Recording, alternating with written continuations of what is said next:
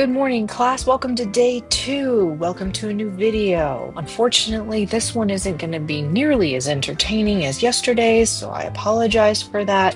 Your parents do expect that you actually learn something in this class, so that's what we're going to begin today.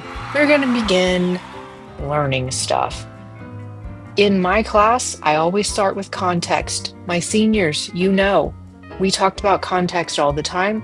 There is a quote. Say it with me, seniors. Text without context is just a pretext for anything you want it to mean.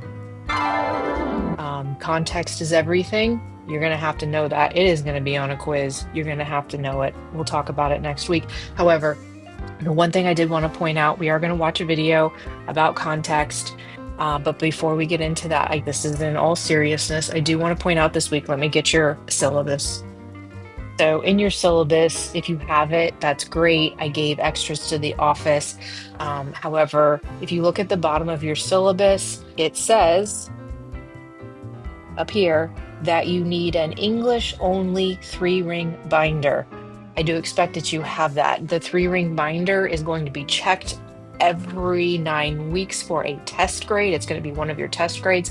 Seniors, last year we only did that first and second 9 weeks. I don't think we took that over to the second half of the year. This year it's going to be first 9 weeks and second 9 weeks for sure. So you need to get an English notebook. That is where you're going to keep your notes.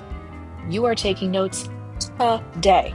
Today you are taking notes. So you should have a pen or pencil, I don't care what color it is, and something to take notes on. So pen, paper, pencil, paper, that's what you should have today. You need to get those out. Again, if you don't have it already, you need to have an English only 3-ring binder notebook. I don't care if it's a 1-inch. You don't need some huge giant 3-inch binder, but make sure you get that this week. I will be checking that on Monday. So get your stuff out. We'll start the context video.